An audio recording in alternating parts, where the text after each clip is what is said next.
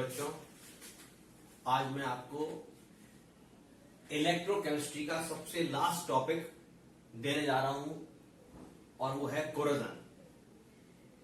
Corrosion का मतलब होता है a metal convert into A unwanted material in the form of their oxide and decay. Metal का decay होना by the formation of their oxide, sulphide and carbonate. इसके form में अलग हो जाना और मेटल का घट जाना कहलाता है कोरोजन। तो what is corrosion? Definition of corrosion. Definition of corrosion.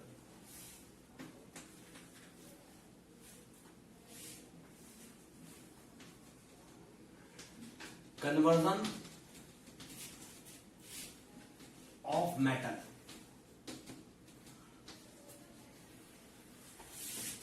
into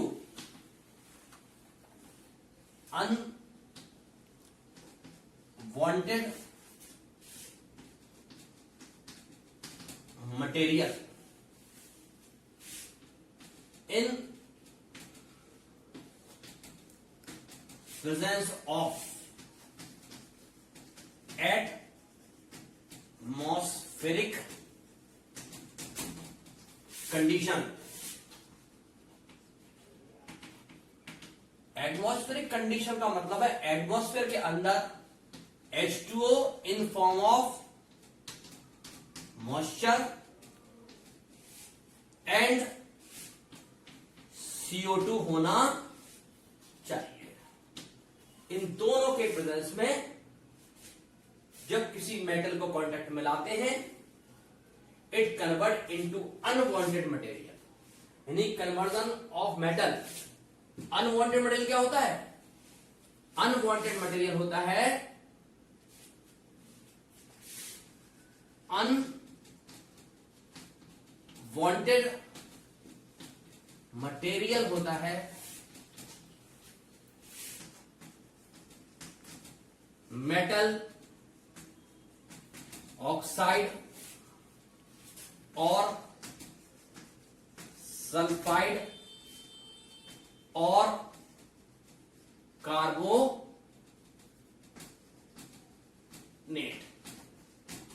इतनी चीजें हो सकती हैं, इनमें कन्वर्ट हो जाएगा। जैसे मैंने आपसे कहा मेटल आयरन ऑक्साइड या Fe2O3 बन जाएगा, ये हो जाएगा corrosion. Iron convert into Fe2O3 is the corrosion. ऐसे ही कॉपर कन्वर्ट इनटू Cu2O या CuSO4, सल्फाइड में सल्फेट बन जाएगा CuSO4। ठीक है। Conversion of iron metal into oxide and conversion of copper metal into oxide and sulphate of sulphide is called corrosion. अब ये कैसा होता है? In presence of atmospheric condition, means atmosphere में या तो मॉइस्चर और CO2 होना कंपलसरी है। और इस तरह के कोरोजन को हम कहते हैं वेट कोरोजन। कोरोजन वेट मतलब मॉइस्चर होना चाहिए। लेकिन इसी में conversion of metal in unwanted material या in the form of unwanted material, conversion of metal in unwanted या into unwanted material when metal react with direct gas of atmosphere, यानी कि मॉइस्चर नहीं है, known as dry corrosion। तो corrosion दो हो गया, एक ड्राई और एक वेट। ड्राई में अटैक होता है गैसेस का और वेट में अटैक होता है मॉइस्चर का। मॉइस्चर माने इलेक्ट्रोलाइटिक सॉल्यूशन का। अब कैसे हो? हमको यहां पढ़ना है वेट कोरोजन। क्या पढ़ना है हमको? वेट, यानी कि मॉइस्चर में होना चाहिए। बेटा वेट इसमें जो पूरा मैकेनिज्म है वो एक सेल का मैकेनिज्म है। सेल में हमने पढ़ा था, आपको याद होगा कि जिंक की रॉड पर नेगेटिव आ जाता था और सॉल्यूशन पर पॉजिटिव।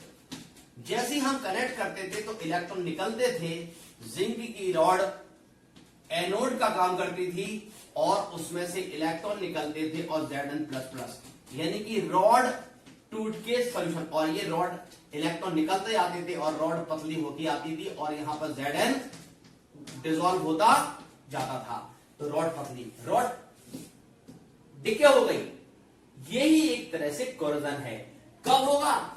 जब कोई मेटल एनोड बनेगी। आप सुनिए, कोरोजन में जिस मेटल का कोरोजन होता है, इस प्रोसेस में जिस मेटल का कोरोजन होता है वो मेटल एनोड की तरह काम करती है। बिल्कुल। अब देखिए कैसे। कोरोजन में हम आपको पढ़ाएंगे आयरन का। किसका पढ़ाएंगे? Corrosion of iron. Corrosion of iron, Fe का कोरोजन समझाएंगे, यानी कि conversion of iron into Fe2O3 unwanted material. This process known as corrosion, and the material of iron, the material which is known as iron oxide known as rust. Rust ये बनेगी moisture में। कैसे? आप सुनिए, this is a metallic rod made of iron, iron की rod है ये। इसको मैं यहां पर शीट ये पड़ी हुई है, ये आयरन है पूरा।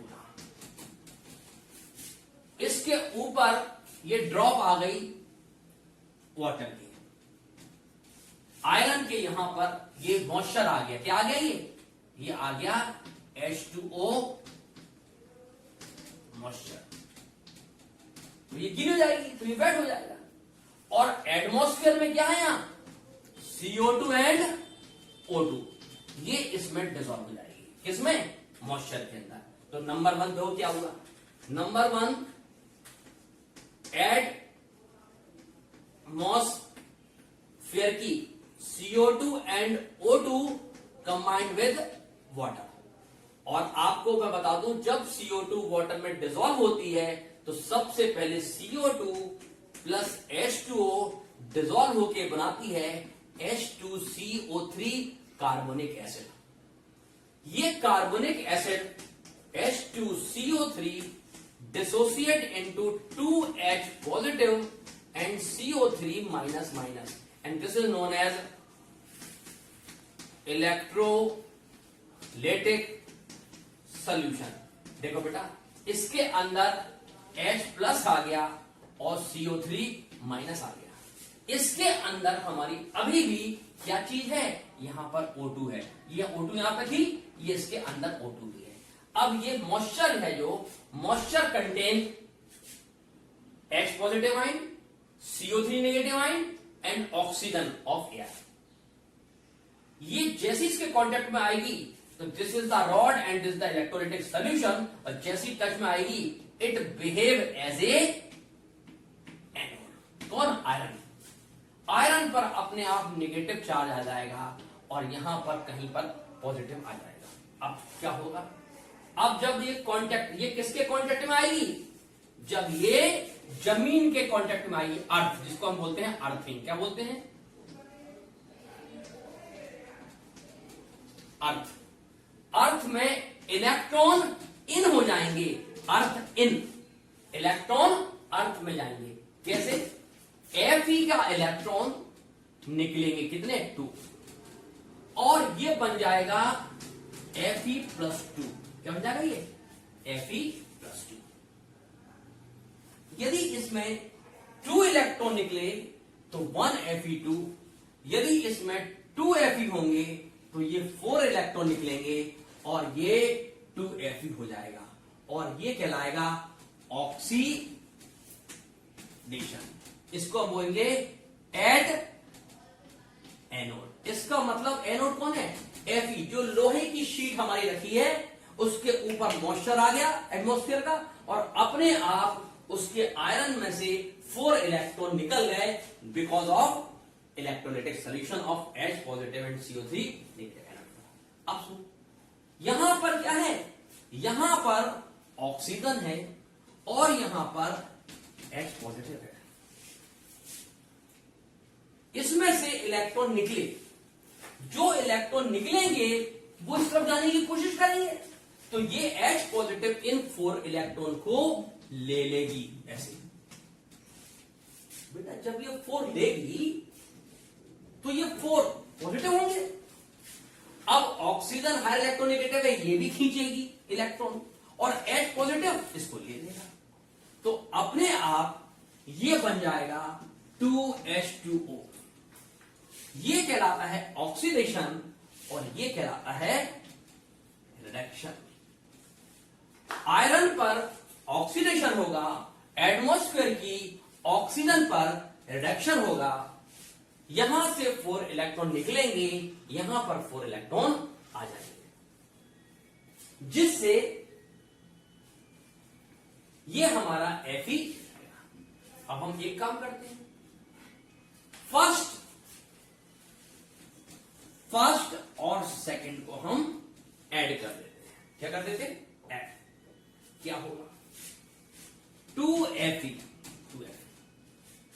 Plus O2 plus 4H positive, ये माइनस ये 2 plus cancel, gives 2Fe2 positive plus 2H2O। This the net reaction, this the net reaction. क्या हो गया? ये नेट पूरा। लेकिन इसमें क्या हो गया? ये बन गया ऑक्सीडेशन होने से ferrous ion. This Fe ion convert into ferrous, ठीक है, convert into ferrous. Further oxygen dissolve in water and ferrous again undergoes in oxidation and convert ferric ion। तो देखिए Fe again convert into Fe by oxidation। इसमें reaction देखिए कैसा होता है, इसका रिएक्शन ये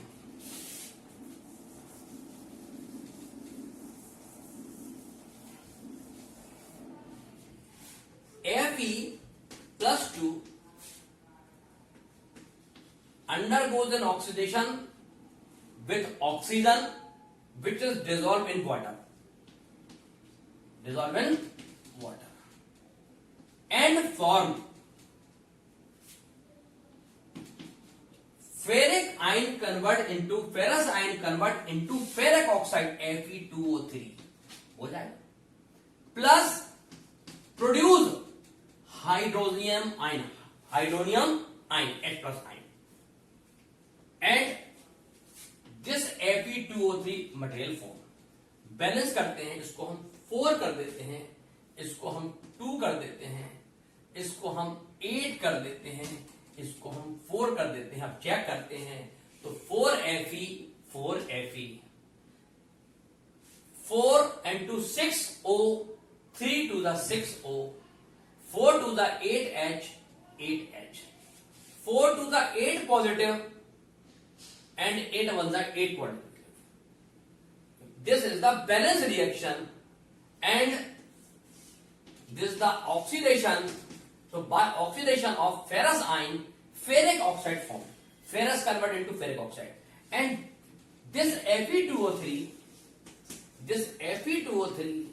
combined with X amount of water moisture and this is known as hydration moisture and form Fe2O3 dot XH2O।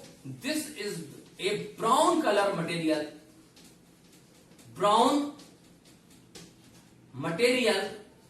known as rust। इसका brown colour material जो होता है या येलो ब्राउन भी बोलते हैं, येलो ब्राउन, पीला और ब्राउन सा, जो कि अनवांटेड होता है, आयरन को खत्म करने के बाद ये बनता है, ये डिके हो जाता है, गिर जाता है और ये अनस्टेबल होता है और इसलिए मेटल हमारा घट जाता है। ये बनने से इस पूरा प्रोसेस का नाम है corrosion, decay. Corrosion means decay, ठीक है। And compound in case of iron known as rust. यदि आयरन का केस है तो इसको रस्ट कहते हैं, यदि कोई और मटेरियल है तो इसको हम कोरोजन कहेंगे। तो दुनिया की सारी मेटल, जिंक ऑक्साइड बन गई थी, जिंक बन गई थी, या ZnSO4 बन गई थी, ऐसी कॉपर भी डिके हो सकती है। तो हमारी हर मेटल किसी ना किसी ऑक्साइड, सल्फाइड, कार्बोनेट के फॉर्म में डिके हो जाती है by electrical process, by chemical process. यानी केमिकल में convert, metal convert into unwanted chemical, unwanted material, process called corrosion. Unwanted material formation is known as corrosion and compound which is found unwanted material known as, in case of iron known as rust। केवल iron के case में rust कहते हैं, ठीक है। तो ये एक बहुत इंपॉर्टेंट है, एक तरह से सेल रिएक्शन है। ये जो रिएक्शन है आयरन वो एनोड काम करता है और जो ऑक्सीजन एटमॉस्फेयर का वो कैथोड काम करती है। और आयरन का ऑनेट पर ऑक्सीडेशन होना और ऑक्सीजन का वाटर के साथ रिडक्शन होके पूरा जो रिडक्स रिएक्शन है उसमें आयरन ऑक्साइड बनता है। इसलिए आयरन ऑक्साइड डिके होने के बाद जो मटेरियल है उसको हम रस्ट कहते हैं और पूरा प्रोसेस आयरन के केस में रस्टिंग होता है। लेकिन दुनिया की कोई भी मेटल हो तो उस केस में अनवांटेड मटेरियल का फॉर्मेशन कोरोजन कहलाता है, ठीक है। तो हर मेटल का डिके होना कोरोजन है, लेकिन मेटल का कोरोजन का डिके होना रस्टिंग है और जो मटेरियल है वो रस्ट है। तो ठीक है बेटा, इस तरह से आज हमारा इलेक्ट्रोकेमिस्ट्री का पूरा चैप्टर का थ्योरेटिकल पार्ट हो गया है। अब हम न्यूमेरिकल पार्ट के आपको वीडियो पार्ट में देंगे, क्योंकि 40-50 के लगभग पोर्शन काफी बड़ा है। तो हम आपको 6-6 और 10-10 के जो पार्ट बना के देंगे। उम्मीद है आपको 4-5 दिन में खत्म हो जाएगा। तो आपको हम सॉलिड स्टेट के सारी प्रॉब्लम दे चुके हैं, आप उसकी तैयारी करिए। बोर्ड के लिए आपके लिए बहुत बढ़िया रहेगा अच्छे स्कोर करने के लिए, क्योंकि बिना प्रॉब्लम किए, बिना प्रॉब्लम के आंसर लिखने के तरीके से, जब तक आपको प्रॉब्लम आपने पढ़ लिया ये मैटर नहीं है, but you know how to write the answer, what is the proper way to write the answer, नहीं कि how to write the effective answer. तो हमको इफेक्टिव आंसर लिखना है, आप उससे वो सीखेगा। थैंक यू बेटा, हमारे चैनल को सब्सक्राइब कीजिएगा और वॉच कीजिएगा और लाइक कीजिएगा। Thank you.